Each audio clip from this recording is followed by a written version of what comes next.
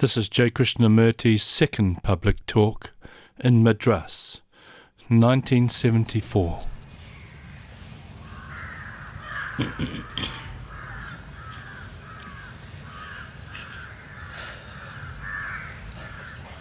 It's hot, isn't it?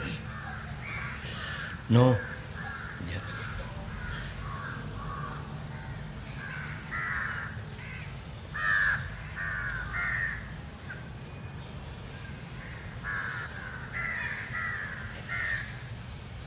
We were talking yesterday afternoon about the art of listening. As we said, the word art means to put everything in its right place. That's the meaning of that word. And we've said that to listen, there must be no comparison. You can't compare what's being said with what already you know,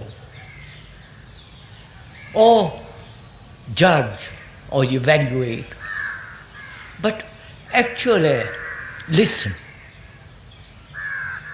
neither agreeing nor disagreeing, resisting or accepting, but actually listen to those crows, to the wind among the leaves. And also, there is an art of seeing.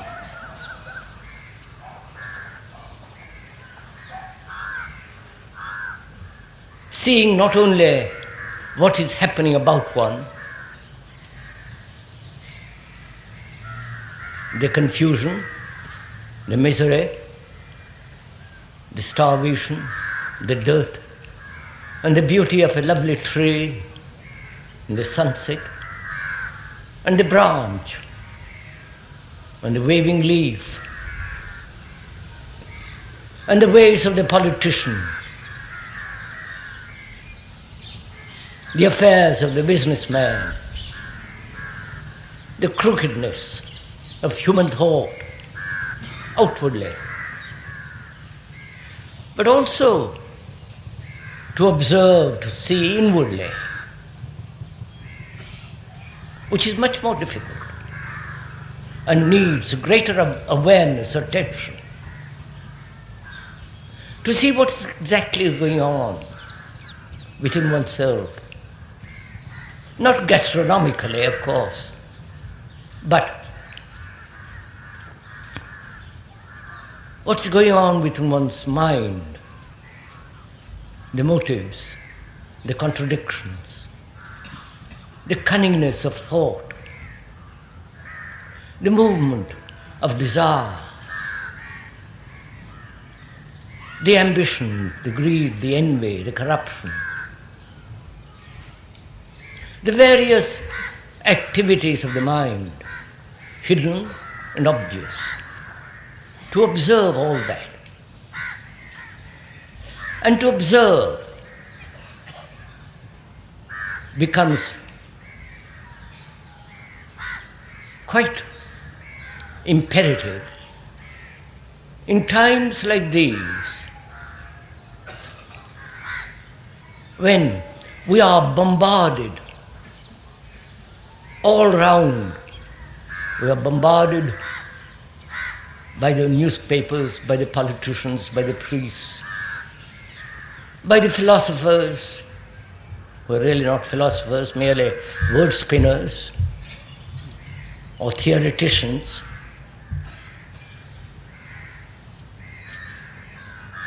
The various ways of what is happening, being bombarded endlessly. And to observe that, to be aware of it, and to observe our reactions our mechanical, innate, cultured, educated reactions, and so on. To observe, and to observe actually what is within oneself, one must have a sense of not a resistance or being afraid of distraction, but merely watch without any movement of thought exactly what is. That's quite an art.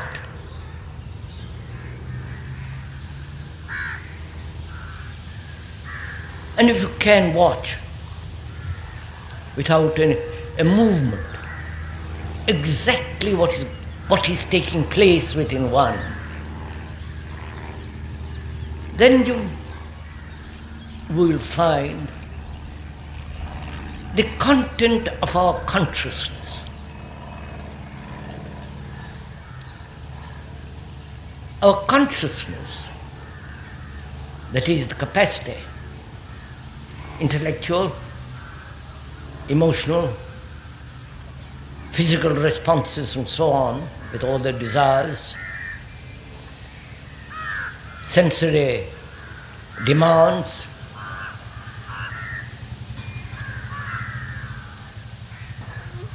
one becomes aware the content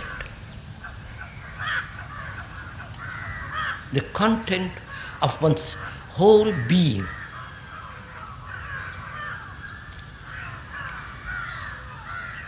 Before we go into that, I will, if one may, point out, this is not a talk or a discourse. We are both of us, the speaker as well as you, are participating in observation, in seeing ourselves actually as we are, looking at it,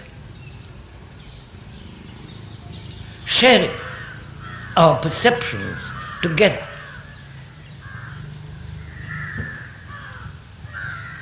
Seeing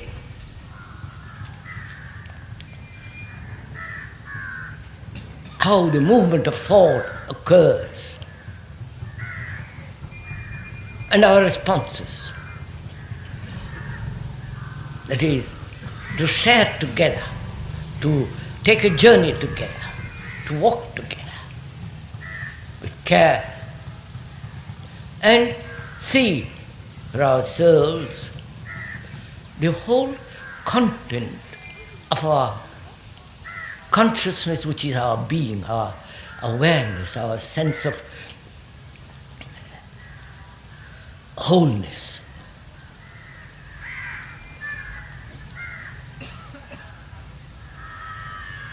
And that's what we are doing. We're not merely, if I may one again point out, we're not merely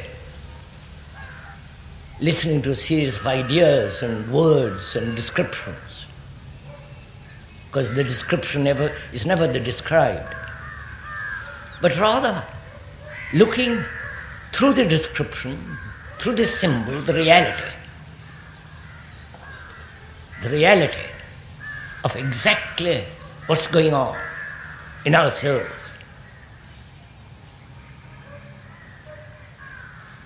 I do not know if you ever tried it.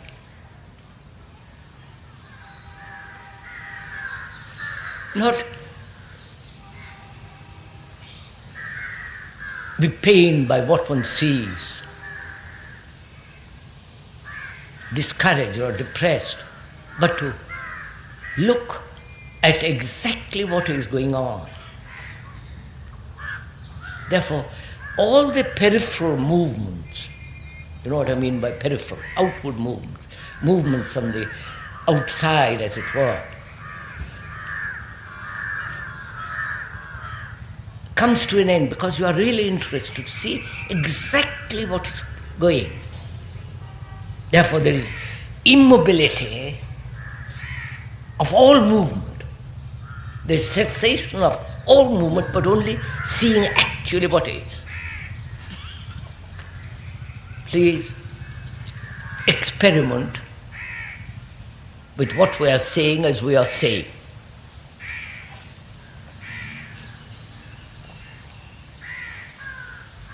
And the content of our consciousness is consciousness. Without the content, there is no consciousness. Right? Do we understand each other? I'm going to go into it because this is important to understand the nature of fear and pleasure and what is love. That's what we're going to go into. But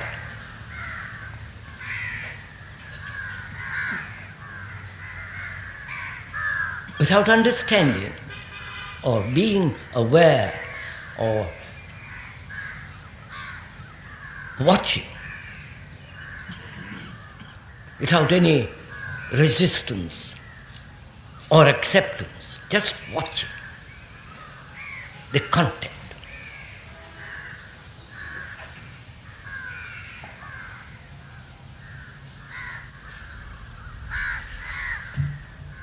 and as we said, that is an art.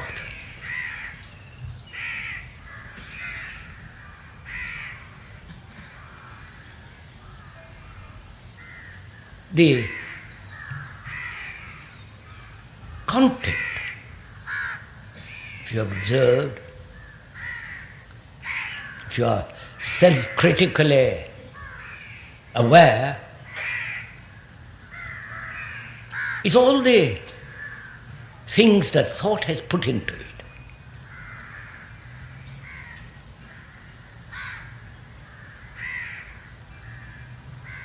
The gods, the traditions, the cultural heritage, the immediate impressions, the attachments,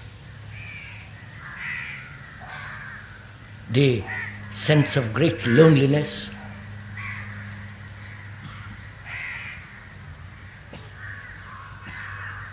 I hope you are observing all this. The sense of frustration, the drive of ambition,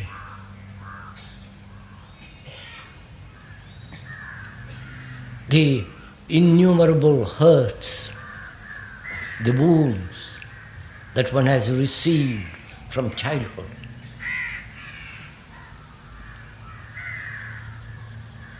The various compulsive desires, sexual lusts, the furniture that one clings to, the furniture which is knowledge,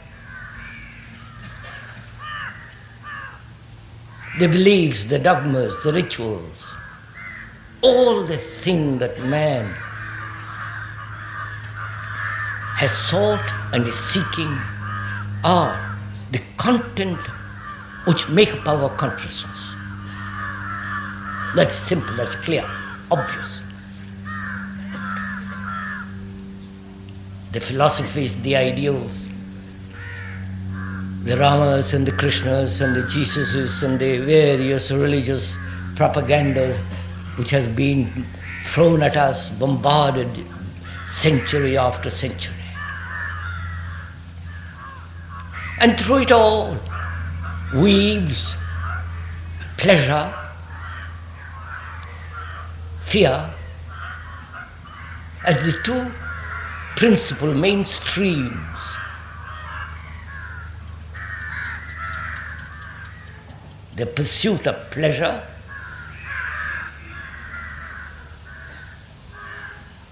and in its wake, the web and flow of fear. I hope you're all... I'm sorry, I can't help it, there's crows.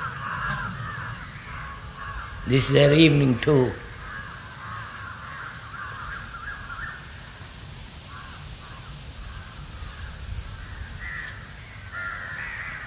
So that is our content.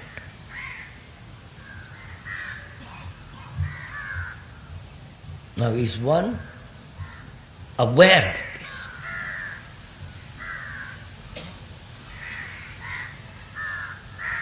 And to be so aware, there must be a certain quality of sensitivity, not only biologically, physically, but much deeper sensitivity of the psyche, the inward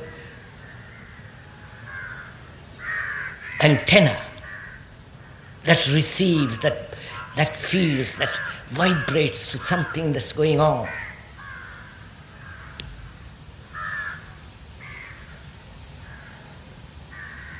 Is one aware of this? Are you aware of this, of your content? Not only at the conscious level, but also at the deeper levels, deeper layers.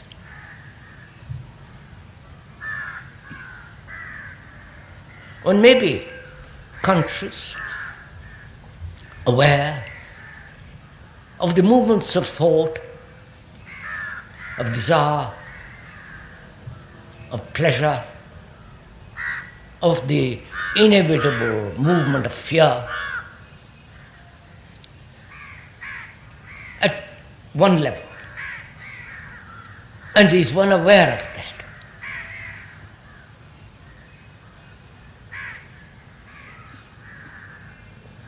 And if one is aware, if one knows this, the superficial content of our consciousness, which is the education which one has received, and from childhood, the hurts, the agonies, the anxieties, the ache of loneliness and suffering. And a deeper level, at the very root. And is that possible to observe it?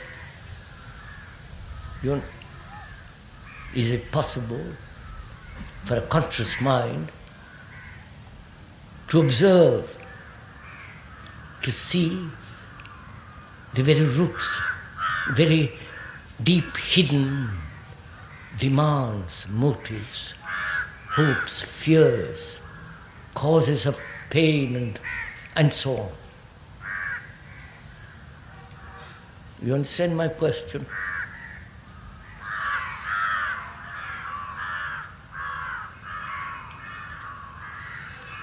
You may be conscious or aware of your desires. And you may be struggling or accepting those desires, struggling against or accepting those desires,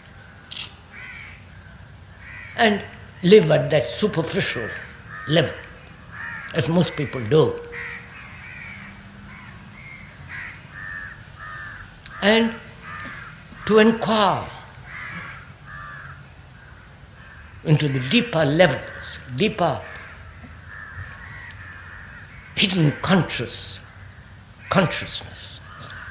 the hidden contents, requires a mind that's very sensitive, watchful, to be aware of every intimation and hint that is projected into the conscious. You're following all this, or is it all Greek?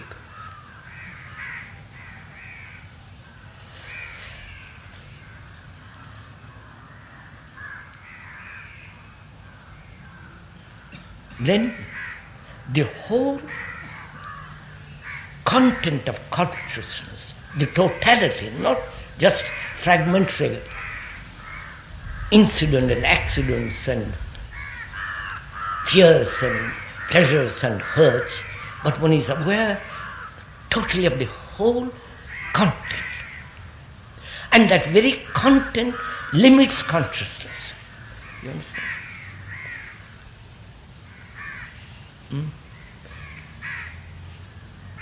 May I go on? Do you see this?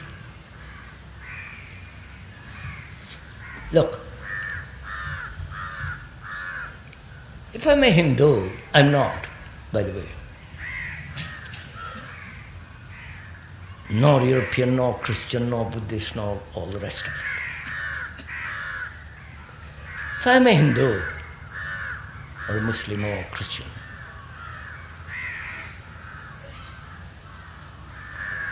the content of my consciousness, the religious content, is what I believe, what I have been told to believe.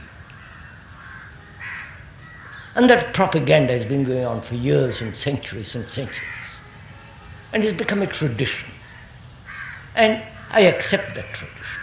That's one of the contents. Put on ashes or whatever you do, as one of the contents, and that very content, that very belief, that very little small tradition limits consciousness, obviously. Do we move? Do we meet each other? And the greater the content, the greater the limitation, naturally.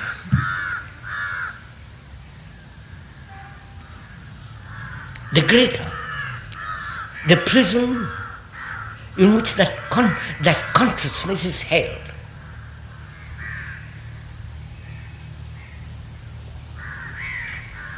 And in observing this, the content, you understand, content is what is. To watch what is, every other movement has to end. There must be a total attention.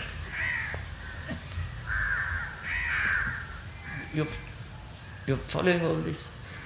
Look, if I want to see you, to look at you, I must give all my attention to you.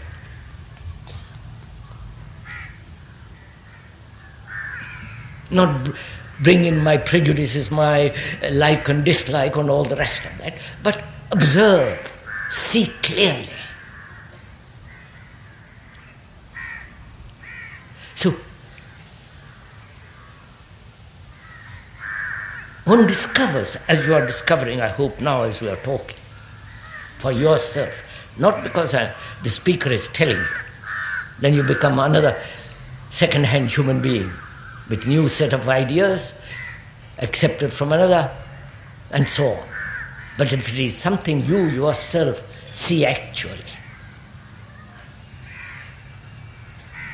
then no guru, no teacher is necessary. Then you are both the teacher and the disciple. Because you are learning. And there is an art of learning, which we won't go into now. So when you see this, not see it through description of words, but actually see it in yourself. As we said, you'll find these two dominant streams of fear and pleasure.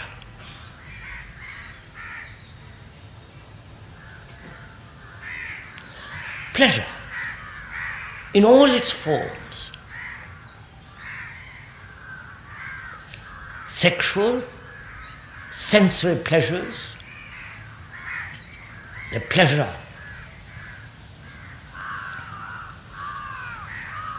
of ambition, of possession, the pleasure of dominating, having power, possession, prestige, status.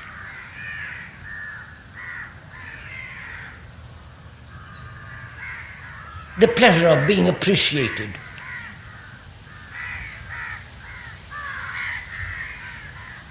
The pleasure of your own attachments. Whether it's a house or a belief or a person.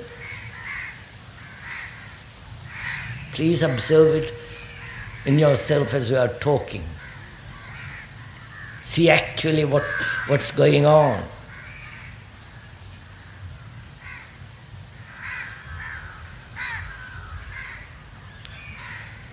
And all the pleasures of belief, dogma, rituals, the pleasure of devotion.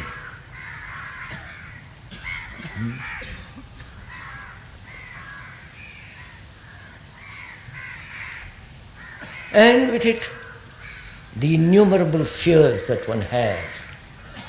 Physical pain, fear of danger, of peril. These two are the principal streams in this consciousness.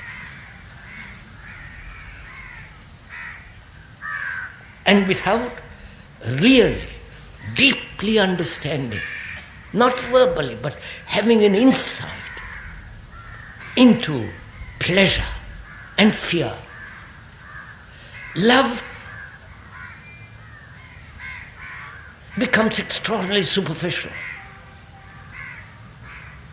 Has very little meaning. So, if one really wants to find out for oneself, not with conceit, not with sense of discovery and the pride that comes with it, but to find out for oneself what is love, what it means.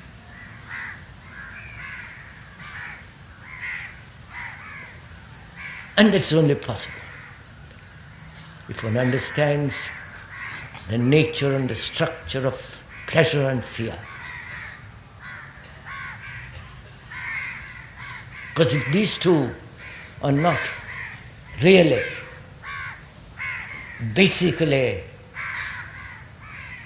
delved into and fully seen the nature of it, then love is either a glorified form of pleasure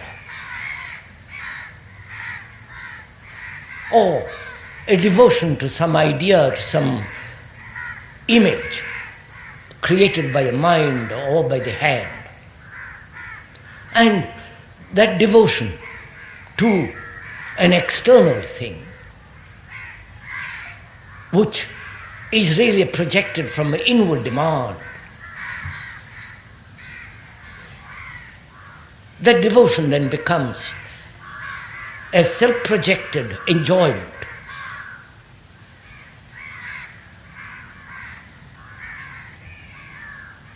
And especially in this country, people are so devoted. Haven't you noticed it?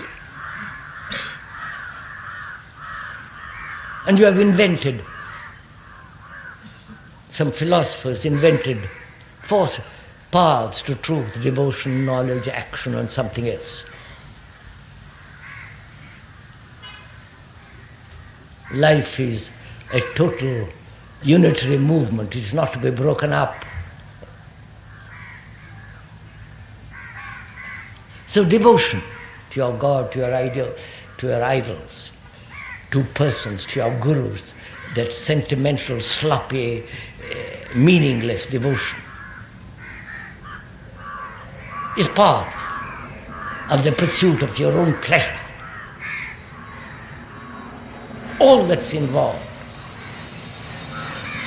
And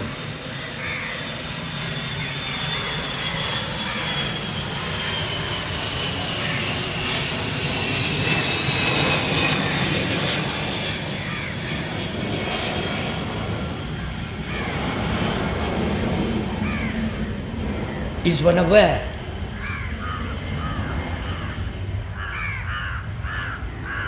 of the movement and the pursuit of pleasure? Aware, not resisting it, not denying it, not suppressing it, not rationalizing, just be aware of this, of actual what is, which is pleasure, in all its subtle forms.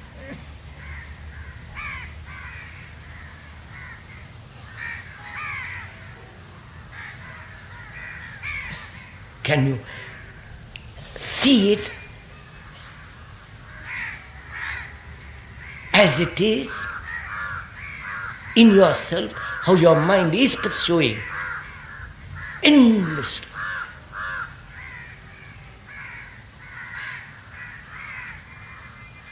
Then you would ask, what am I to do with it? How am I? It's so instinctive, it's so natural, it's so easy.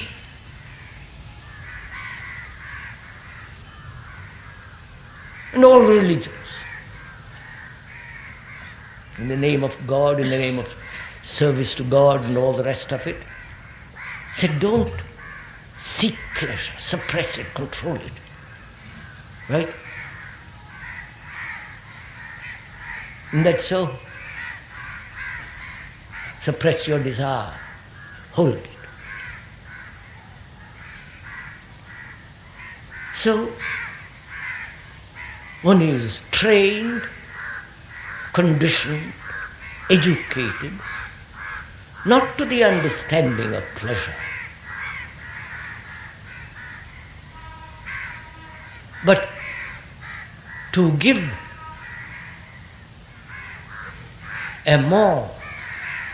to give greater strength to it by suppressing it,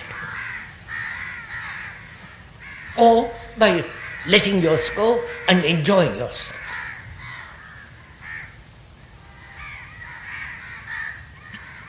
Isn't that so?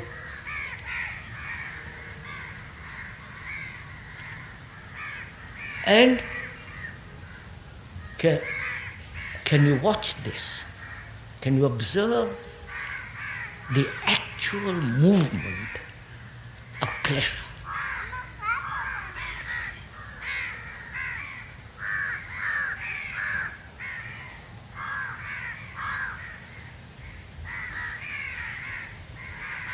You understand? One is probably not aware of it at all. The pleasure of taste, the food that you eat, to which you have become so accustomed. You find how difficult it is to change your particular habit of pleasure to totally different kind of food. Have you noticed how difficult it is? Right? Haven't you noticed it for yourself?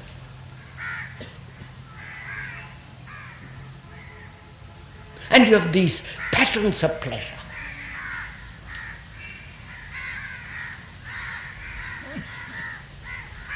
And we are caught, trapped in this. And we accept it and carry on day after day. And occasionally take a vow to some idiotic god and do something, start fast or shave your head or do something and carry on the next day with your pleasures.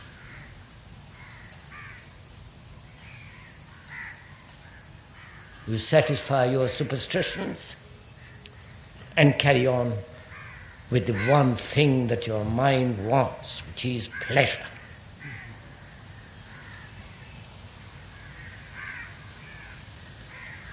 We are not saying that it must be suppressed or given rein, full freedom. We are saying, see what is implied in pleasure. See all the nature of it, the content of pleasure. Have an insight into it. Not suppress it, not give freedom to it, but understand it, go into it. Be aware of its movement. Then you'll find what is enjoyment and what is joy.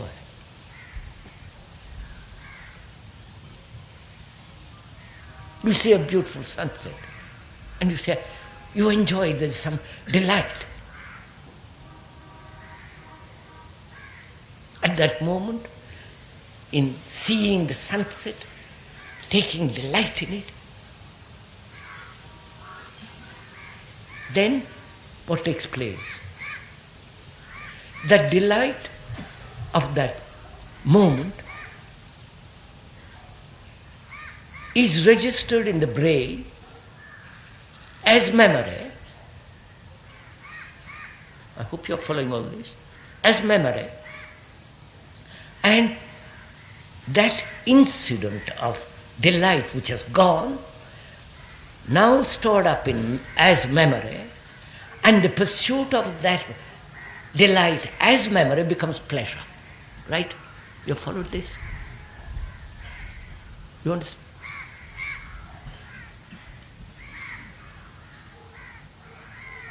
It's the same with your sex, it's the same with your every form of the pursuit of this dominating, the demanding, the urgency of pleasure.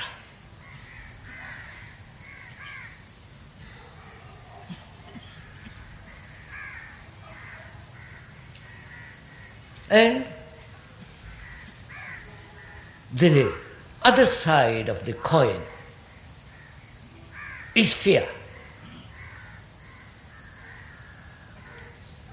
Fear is danger, peril.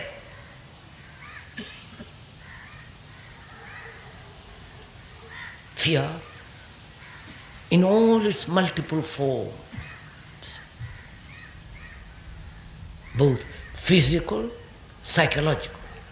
Physical, having been hurt, disease, and the fear of recurring again. The whole biological, physiological responses. Say, watch your mind how it operates. That is, one has had physical pain, then that is recorded in the brain.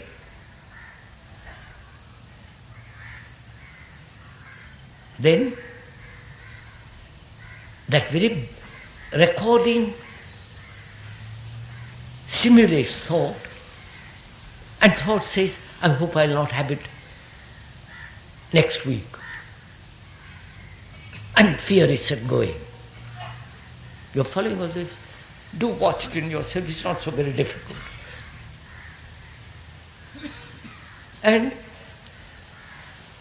there are both, as we said, physical fear and psychological fears. The hurts that one has received from childhood. Haven't you been hurt?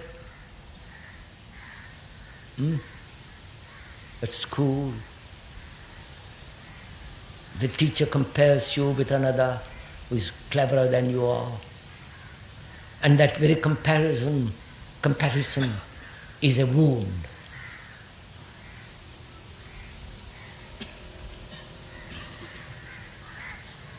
And that wound is perpetuated through college, through university, through life.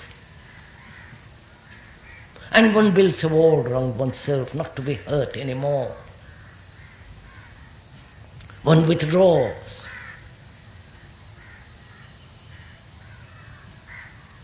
and any approach inwardly is the awakening of fear, of being further hurt. Don't you know all these things?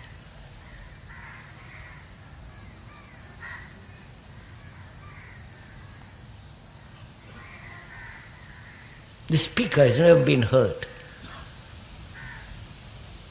And therein lies innocence. That's a different matter.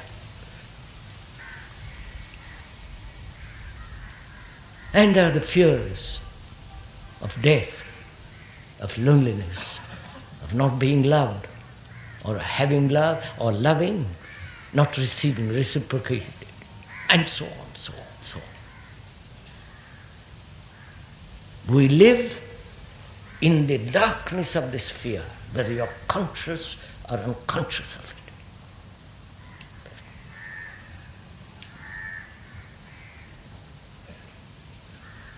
And we are saying,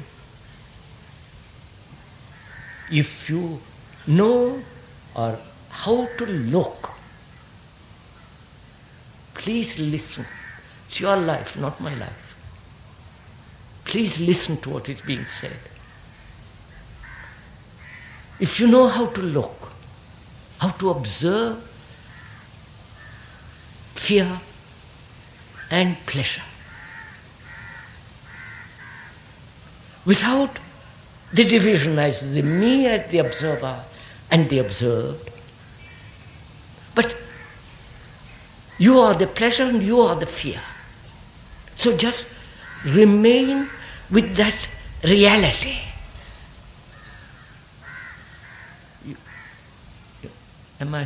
Are we meeting? Please do tell me if you are communicating with each other. Look, I'm afraid. Losing a job, afraid of my wife, afraid of my boss, afraid of my God knows what, so many things I'm scared of. Which is all an indication of danger. Understand? Danger to me, to my image of myself. The peril, the shock, the wounds I might receive. Now, I look at it. I'm going to show you how to look. Please do give your heart and mind to this, not just casually sit down and just listen. Give your attention to it, your life, your care, your breath to it so that you understand it.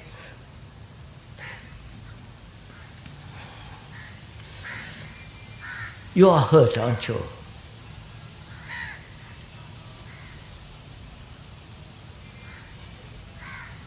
Now can you look at it without any movement other than the direct observation?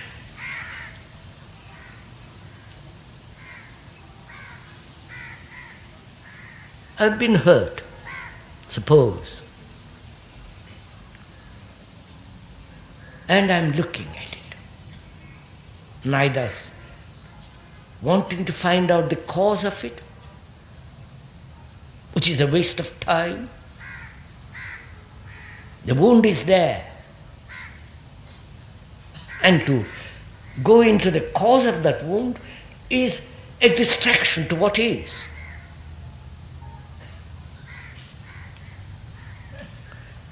And to rationalize it, to escape from it, to run away from it, just to remain with that fact of the wound and look at it.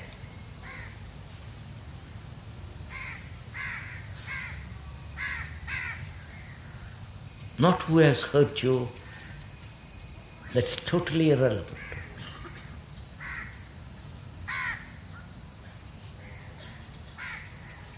But to look at it, and that is where the art comes in. The art of seeing, observing. To look at it without the observer.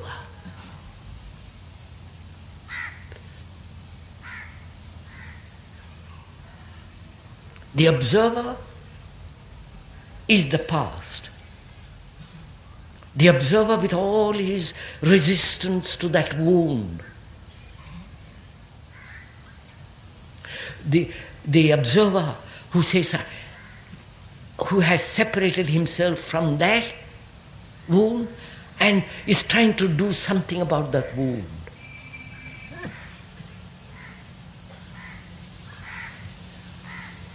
But to look at it without the observer which means without time.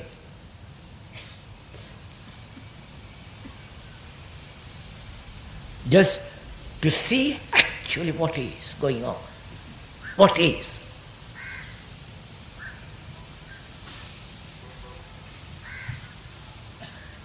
So there are two factors in this. May I go on with all this? The wounds that you have received from childhood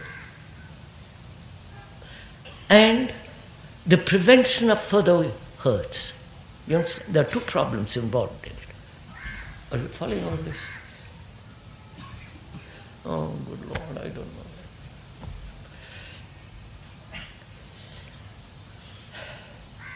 Are you working as hard as I'm doing for you?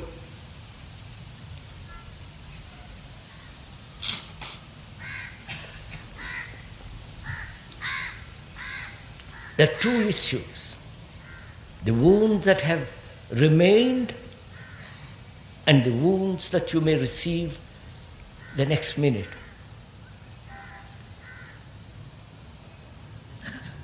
So, and is it possible not to be wounded at all? You understand?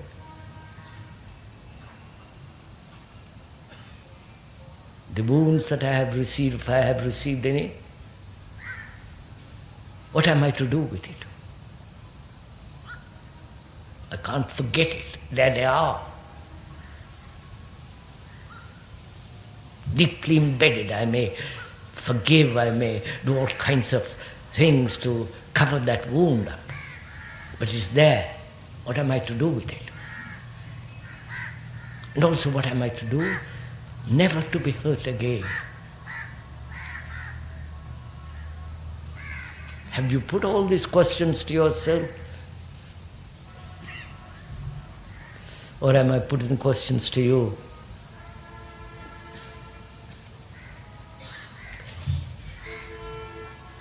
How will you so completely heal the past wounds that it leaves not a mark in your consciousness?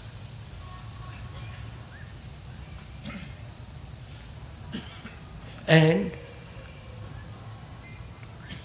not to receive any hurts at all.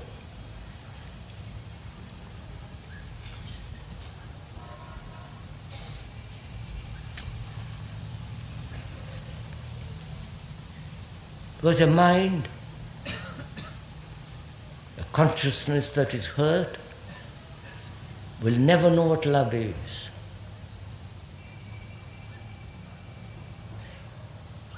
It may do good social work,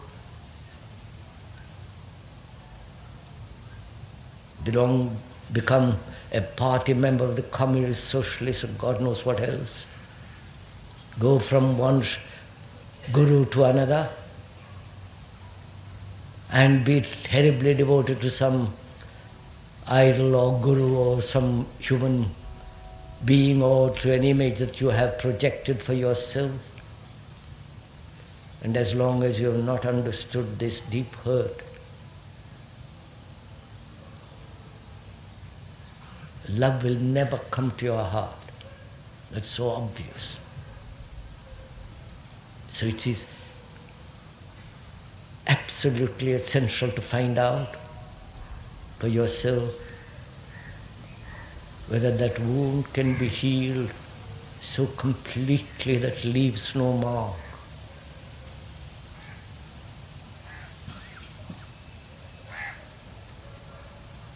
First of all, is it possible? If you say it is possible or it is not possible, you're blocking yourself. So,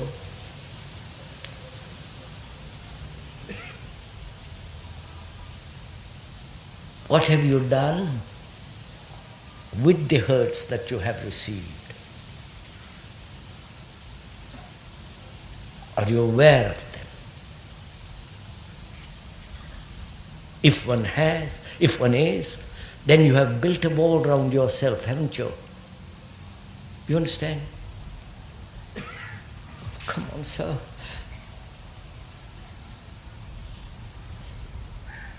You know, you built a wall around yourself when you are hurt, but you have no walls around yourself when you are flattered. But both are wounds. The flattery is another form of wound as the insult.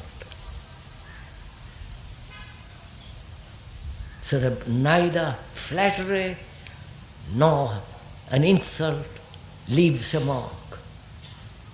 You understand what I'm talking? And to find out, to live a life in which there is no hurt, a life in which every form of flattery doesn't leave a mark.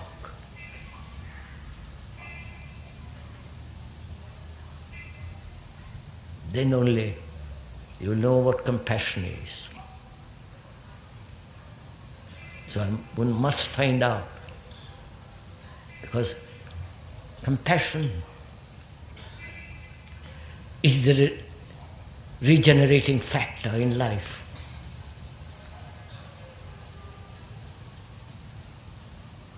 It's that factor that brings a new life, however degenerate one is, however one goes down the hill, as human beings are, as you are.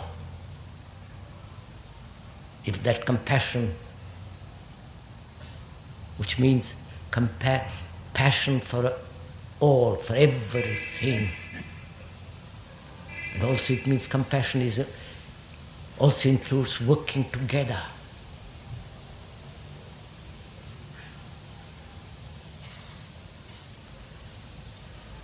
Now how will you heal the wound, which is part of the content of consciousness? As attachment to your house, to your wife, to your children. And because you are attached, there is the fear of losing. Therefore you cultivate detachment, another form of conflict. All your book says, be detached, when you are really attached to your customs, to your ashes, to your temples, to your mosques, to your books, to your knowledge, to your experiences, to your beliefs, to your dogmas. You hold them so tightly, which are all part of your consciousness. And one of that content of that consciousness is hurt. If you understand the one content completely, you'll have understood the whole thing, because you will know instantly how to deal with them. Are you following all this?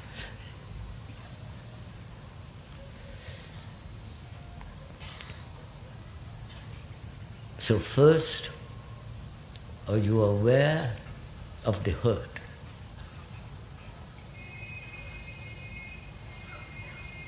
And are you aware that you are resisting? That you are frightened of that hurt might increase and invite more hurts? Are you aware that the seeking the cause of that hurt is a waste of time. Isn't it?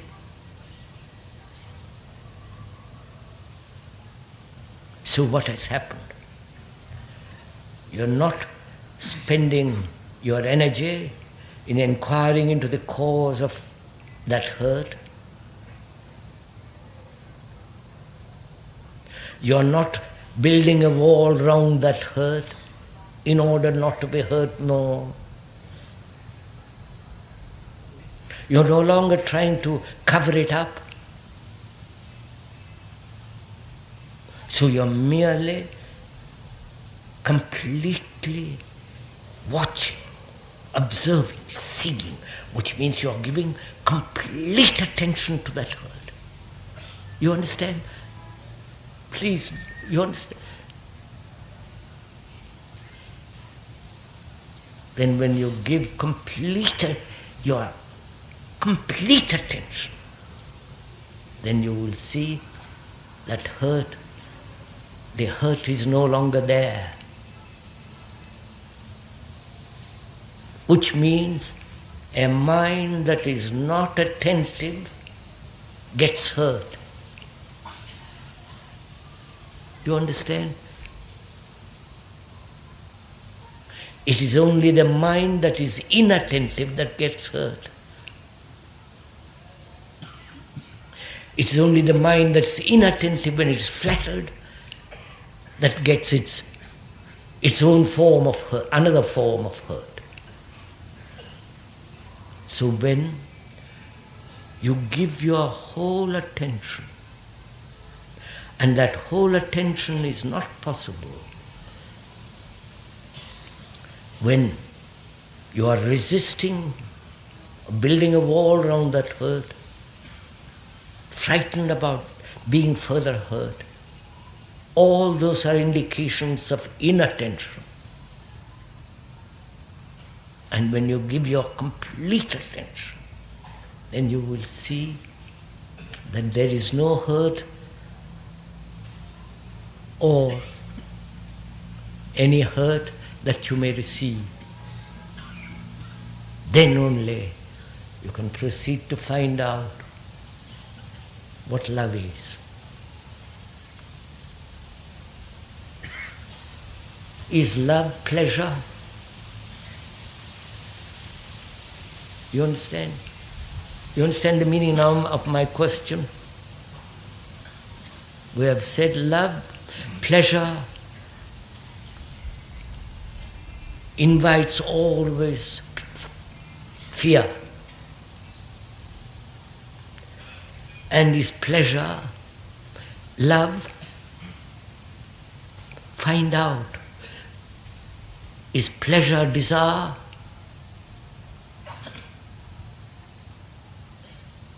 Is desire love? In that circle we are caught. Sexually. And the fear of not being, not successful, losing, gaining, all that which is knowledge, please listen, is knowledge love, or the remembrance of something that has happened, whether it's a pleasurable of yesterday, is that love? Remembrance, memory, is that love? Don't agree or disagree, watch yourself. And in that area we are caught. Every human being is caught in that. The ambitious man, driven by his desire, by his pleasure, to become something, in the political field or in the business field or literary field or the whatever field he wants to succeed in, which is in essence the pursuit of pleasure. Can such a man love? He may talk about it endlessly. And you are in that field. You may nod your head, you may say, yes, I agree with you. As some of you are doing. But you haven't left that field, though you verbally agree. And that's why you're living on words, and therefore degeneracy is setting in your heart and mind. Because you have lived on words. Knowledge is words. Knowledge is not wisdom. Wisdom you can't buy. It's no book. You can attend any school. Well, they teach you knowledge. But there is no school where wisdom can be taught. If there is such a school, scrap it. Don't go near it. It's a phony affair. Wisdom comes only when you understand what love is, the enormity of compassion, and that compassion can only come when you understand the depth of suffering. And when you understand the content of your consciousness, which is yourself. The content of that consciousness is yourself. And in the understanding of yourself flowers wisdom.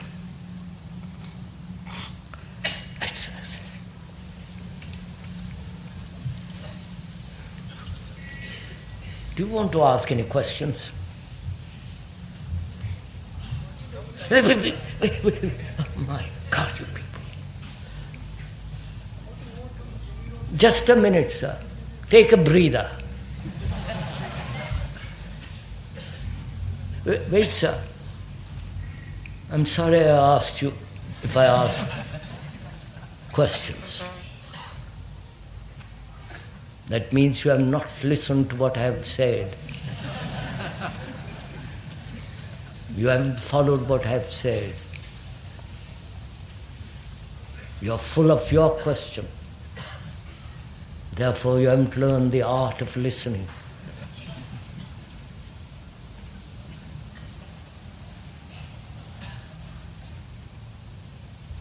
How sad it is, isn't it, sirs? Don't you want to cry when people behave like that?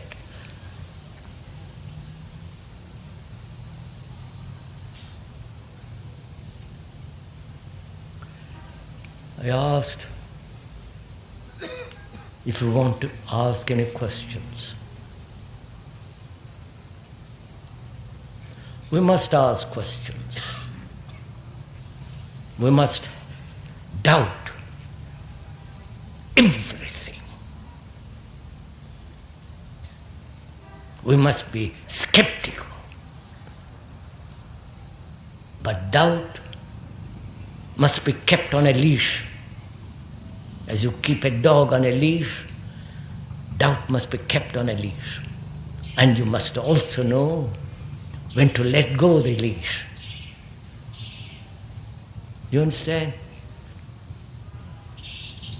If you keep a dog always on a leash, the poor dog becomes your slave. It has no freedom. It can't enjoy itself running, leaping. In the same way, if you keep a leash on doubt all the time, then your mind cannot flower. But you must know when to let go and when to hold. Now, if you ask a question, find out who is going to answer it.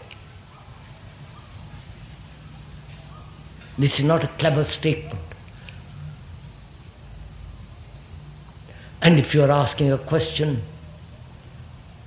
which means that you are willing to share your problem with the others. And because you are willing to share your problem with the others, then the responsibility is yours as well as the person who tries to answer that question. It isn't just you ask a question and sit back. Let the oracle or your guru answer it. But if you are asking a question, and your question you probably must be serious, and when you do ask it, you are sharing with others.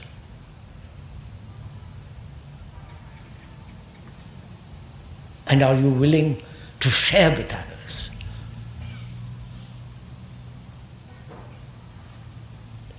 And all this doesn't mean that you mustn't ask questions.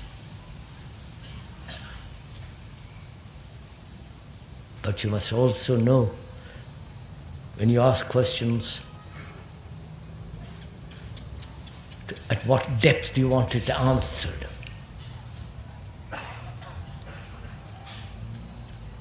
All right, sir, now your question.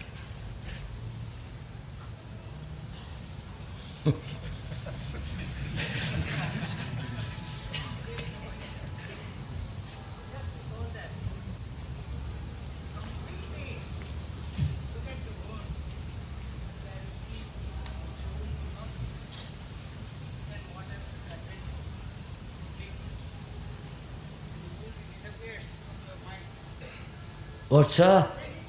What, sir? What's your question, sir?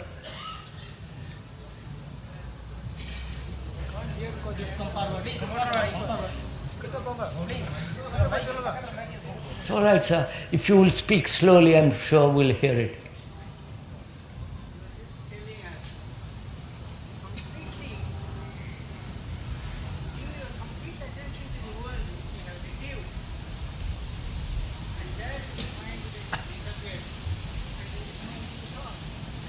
I did not say that, sir.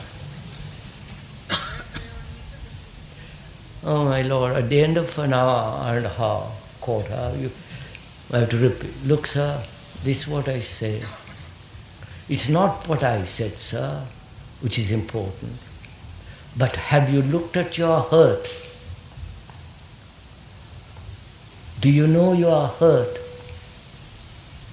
Are you aware that you have been hurt? And then, how will you deal with that hurt? Because a mind that is hurt, sir, as we pointed out, doesn't know what compassion is. And to find out whether that hurt can be healed, that's the problem. It's not my problem. It's not what I'm telling you to do, but what will you do with that hurt? Just carry on till the rest of your life and die with your hurts, with your bitterness. So you must find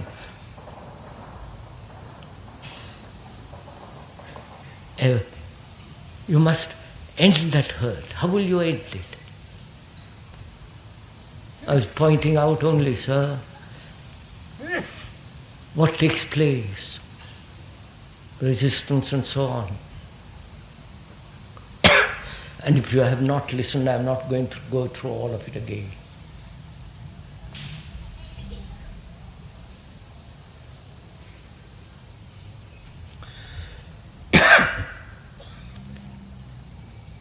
No more questions?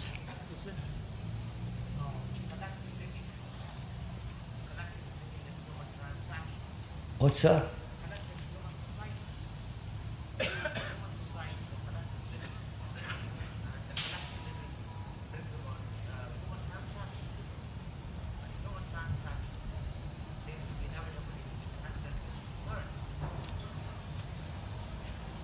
So you accept the hurt. What, sir? I don't quite understand you. So, sir, you are saying we must be hurt.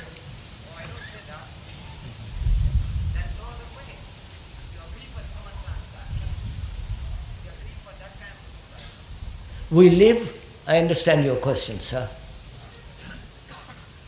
We live in a society,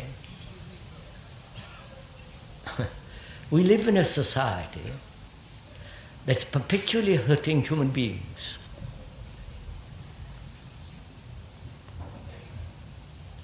The society that has created this education, that created this hierarchical outlook on life, the pecking order of civilized human beings, the society that tramples, that destroys, that brings about war, destruction, a society that has no love, that's immoral, and therefore we must get hurt. That's your question, wasn't it, sir? That's right. Yes, sir, let me finish. Now, who has created this society? You and I. Collectively. We have created this society. The gentleman says not individually.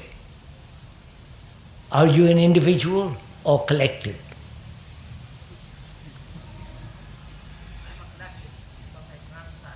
Sir, beg your pardon?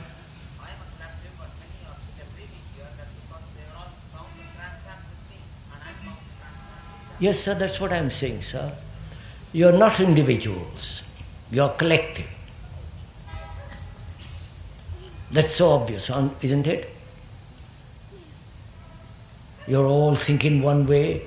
Hindus with their superstitions, with their Gitas, with their this, that, the Muslim with that, the Christian. You're all the collective. Individual means an entity who is not fragmented in himself, who is not broken up, who is whole. We are the collective.